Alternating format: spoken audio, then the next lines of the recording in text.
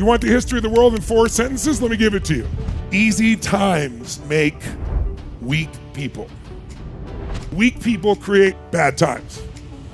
Bad times create strong people. And strong people create what? Easy times. I'm telling you this because there's a book I'd encourage all of you to pick up. It's called The Fourth Turning. If you read this book, you will see there are patterns to history that have been going on 1,000 years of Roman history. Every 1,800 years, every 20 years or so, we go through a pattern. And it's driven by the way we are raised generationally and where we are in history. Springtime is when everything's easy. Businesses grow, the economy's growing, everybody's happy, everybody's optimistic. Have there been times like that in your lifetime? Sure there were. Summertime is it's hot, it's difficult, it's not working and people are frustrated. Fall, it's all just happening. Stock markets go through the roof, money's cheap, it's available anywhere, they'll loan it to you for nothing. And the winter is like now, we're like, what the hell? Inflation and contraction in the economy and people are mad at each other and they can't talk about things. How many think we're in winter right now? How many think there's way more fear and frustration and anger than you'd probably like to have around you out there in yourself or other people? Yes, but your season doesn't have to be the same as everybody in your culture. Because listen to me, followers follow the culture. Leaders create their own culture. Here's the good news. No winter lasts forever. No pandemic lasts forever. No war lasts forever. Remind yourself that. It might last longer than you want, but it lasts forever. What always follows winter, my friends? What? Spring. What always follows the dark night of the soul? The sunshine of a brand new day. Each season brings opportunity. Each has different challenges. And if you can anticipate them, you don't have to react. You'll master it quicker. So I'll give you an example. I'll use my own country because I don't know all your individual histories, but I think American history at a general level, we've shared one thing. The last big winter. Imagine you were born in 1910. And remember the first 20 years or 21 years is your springtime. So you were born in 1910, you'd be coming of age, and what happened during the time you were growing up? Well, we went through World War I, and most of the countries in the world got a chance to grow after that and won. In America, they celebrated like crazy. New technology came out. Airplanes, radios, televisions, mass change in technology, all at one time. And there seemed to be a great deal of abundance. It was fall. Stock markets were going crazy. Money was easy. The roaring 20s, some of you can remember. People were excited. And young people were not respected because they had no responsibility. They'd been given everything, seemingly, compared to the group that went through World War I. They were known as flappers.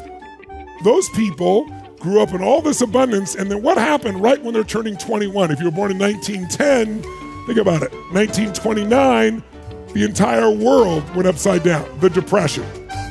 They were gonna have a car, they were gonna party, they were soft, their life was easy, and overnight it became hard as could possibly be. People were jumping out of buildings. If you lived in the Midwest of the United States, we had a dust bowl that killed all the crops and dirt and horrific. Now these people who are really weak, what did they have to become to survive? Tell me what? Strong. And just as they made it through 10 years of depression, right at the age they thought they were going to celebrate and have a good time, 21, now we had another 10 years, it's 1939, and all of a sudden, none of you in this room are old enough to remember this, but we know our history, and certainly you remember here in the UK being bombed. Started with Hitler blitzkrieging all these countries. It literally looked like he was taking over the world, the Nazis. And everybody was freaking out. It was the end times, it felt like. People thought it was forever. The stock market went through the floor. We entered a total winter time. And guess what? If the depression was not bad enough, it got stacked with war. By the way, this is what happens in winter times. Historically, every time for 1,000 years of Roman history and 500 years of Anglo-American history, we will have some significant war before this winter ends that we're in now. And out of that, the world gets reshaped, just like it did after World War II. They fought the war, they came back and won. And guess what? These people in the second stage of life, the soldier time of life, became incredibly strong and they came home as heroes. And those heroes were celebrated. And in most countries of the world, they were honored. In my country, we gave them free houses with no money down, vet programs. And we had the 50s, which, depending if you remember them or not, seem to be a lot more optimistic and high, because after winter, people are tired of it. and they want a different life, and the mood changes. They want to be at war. They don't want to fight. They don't want to fight over social media. They don't want to fight over everything. They're sick of all the conflict, and they shift to optimism, and things grow again for another 15 or 20 years until, in my country, right around the time John F. Kennedy was shot. And the optimism disappeared from the culture, and we entered the next season. Spring was over, we were in summer. And summer, there's fights within the culture. Old and young people fight. And you make it through that, and it changes again. In fact, college students were asked this question for the last 50 years. They were asked this in the 60s and 70s, the 80s and 90s, and today. Which would be more important to experience? Either mastering the skills to be financially free, or to master the internal skills that'll make you happy. In the 60s and 70s, which were different than the 40s and 50s, how many think get a feel of what I mean in terms of the mindset where people were, right? What do you think college students said? What's more important, the skills to make money or the philosophy of life to be happy? What do you think they said in the 60s and 70s? Which one? Philosophy to be happy, 82%. In the 80s and 90s, were they anything like 2000s? Were there anything like the 60s and 70s?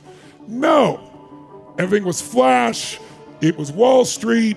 It's material girl. The whole world changes once again because it's fall again. And what happens in fall? Everything flows. The economics go through the roof. And when they ask the same students, guess what? 81% of them said the pragmatic skills to make money. If I own a business in winter, here's what you can know. The biggest companies on earth are called the Fortune 1000. There are 4 seasons financially they could be born in. They could be born in an optimistic time where things just go. They could be born, meaning get started, in a tough summer. They could be born in a fall where things flowing, or they could be born in winter where it seems impossible. Of the Fortune 1000, 62% were born in winter, means a recession or a depression. There's no balance to it. Because when you do well in the tough times, you'll do well for the rest of your life. CNN was born in a recession, FedEx in a recession, Disney in a depression, Chevron in a depression, Netflix in a recession, IBM in a depression, mobile in a depression. You do well during this time, you're set for life. Can we do well at this time, yes or no? I don't just mean well in business, I mean fulfilled, happy, alive. Yes, but you gotta master this world and this world before you try and just do that one. Otherwise, it's gonna be very frustrating. So guess what? You don't have to wait for the season. You can take your season now if you make this happen. So how do we do this? Shake your body out. Here's how we do it. We've got to master the number one skill of leadership. What is that skill? Influence. If you want to earn more, you need influence. If you want to be physically strong, you got to influence what you put in your mouth, your hands. If you want to have great kids, you got to have more influence than the person on the street corner. How many buy this? Say aye.